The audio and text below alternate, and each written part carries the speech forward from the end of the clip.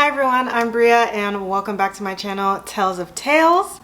So today we are going to be doing my November wrap-up. So in November I read a total of 6 books. I can count, I promise. I know there's 5 here, but I did read one on audio.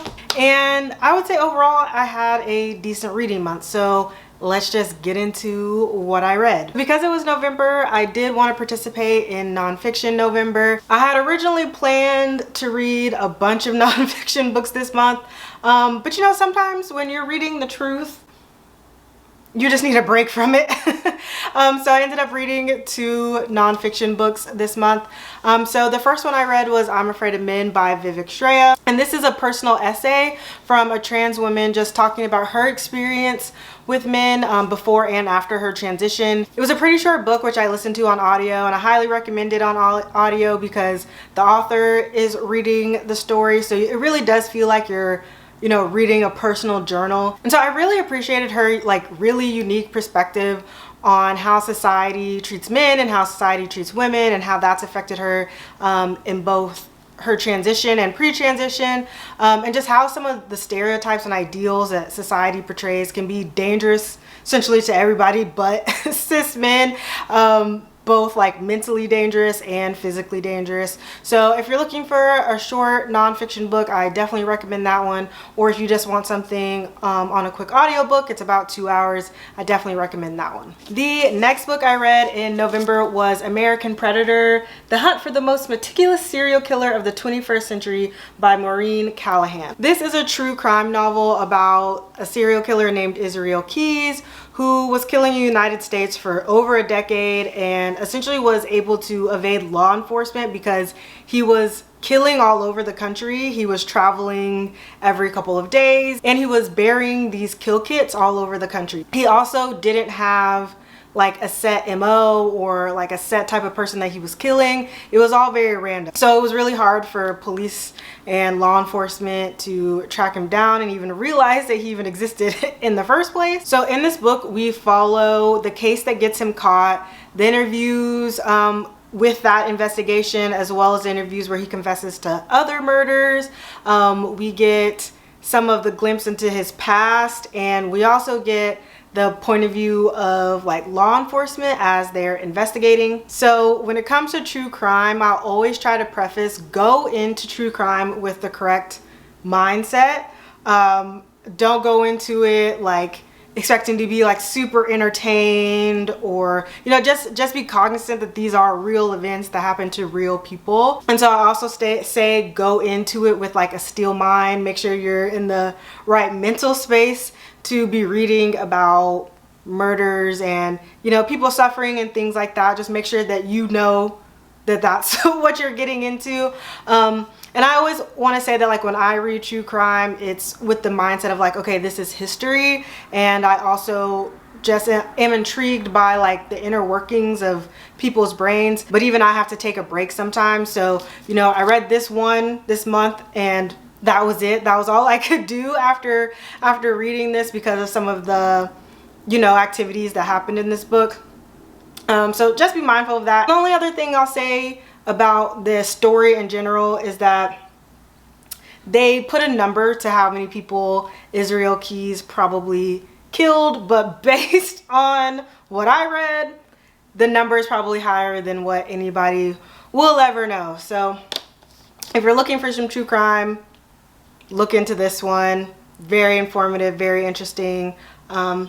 Yeah. Okay, so now that I've wrapped up my nonfiction, up next I'll talk about Ninth House by Leigh Bardugo. So I did another video on my channel where I was reading dark academia and dressing in dark academia for a week, where I read Ninth House. So if you want a really super in-depth thought process or review of Ninth House, definitely go make sure you check out that video. So Ninth House is categorized as a dark fantasy, and I'll definitely say that it fulfills that category.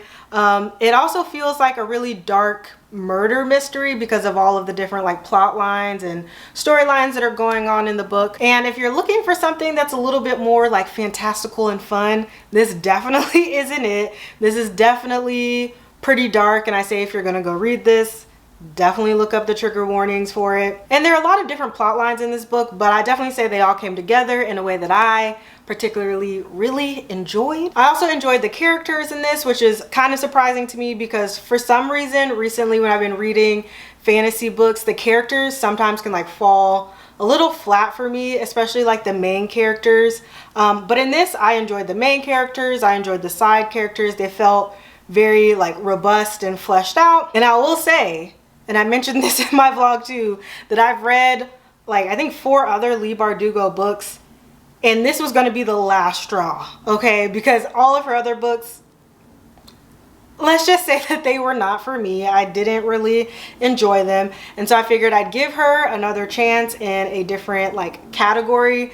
And you know, she came through. And so overall, I gave Ninth House 4 out of 5 stars. Okay, so up next on like the dark and creepy vibe, we have Night of the Mannequins by Stephen Graham Jones. This, as you can see, is a fairly short book, and I love short books. I'm learning that very quickly.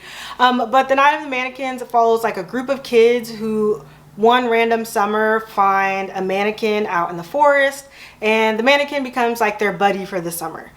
So they decide to do one last little prank and place the mannequin in a movie theater, but then it all kind of goes downhill and it gets real dark when the mannequin comes to life and starts killing people.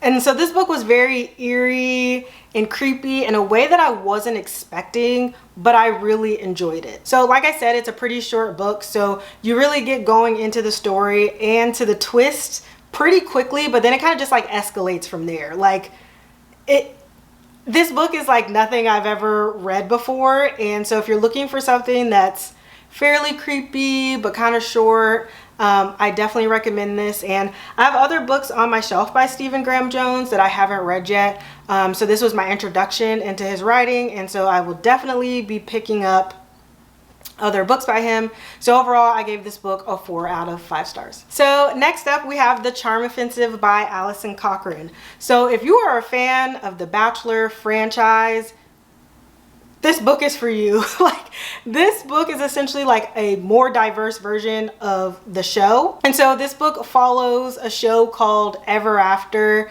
And we follow like the lead and his handler. And so the lead is really only doing the show to try and fix his public image after he's had some incidents. And so he doesn't believe in love, really. He definitely doesn't believe in fairy tales, and he really does not believe that he can find love on this show. But then on the other hand, we have his handler who has been working on the show for a really long time, and he really believes in, you know, these fairy tale romances and is essentially a hopeless romantic. So when they're interacting with each other all the time, you know, some things start to happen. And I just like really enjoyed it. And you get like a behind the scenes of like what's going on in the show. And the way that it was written, I'm like, does Alison have some tea on The Bachelor that we don't know? I'm curious. As a fan of The Bachelor and Bachelorette, well, I'll say fan because they annoy me sometimes. But as a fan of the show, I was like, she got an inside scoop somewhere. So I feel like this book also, like I said, is a more diverse version of the show. We have an Indian American main character where there's a lot of queer representation. There is some OCD representation, general anxiety, depression. All of it, I think, in my opinion, is done very well in this book. So if you're looking for something that's on the romance vibe and, you know, something that, you know, might be a quick read for you, I definitely recommend The Charm Offensive. And I gave it 5 out of 5 stars. And last up is The Guest List by Lucy Foley. So I had heard so much about this book. Everybody was raving about it, and how good the twist in the end was.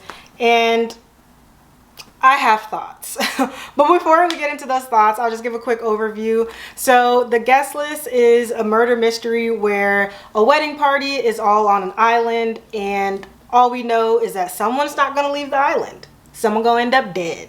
And we don't know who's going to end up dead, and we don't know who's doing the killing. So I was definitely interested to get into this book, and I will say that for me, it was pretty slow. Almost all the way up into like the last 60 pages. The last 60, 70 pages really kind of took off. And so that's why I can understand why people really enjoyed this book. But you know, I feel like books should be enjoyable all the way through. I will say that one of the most interesting things about this book though is because you truly didn't know who did the killing, and it could have been so many people. And I feel like that's pretty unique in some like murder mystery books, because usually it's like, okay, I have an idea of who did it. It could be this person or this person. I will say in this book, there was like 4 or 5 different people who could have been doing the killing. It was interesting enough.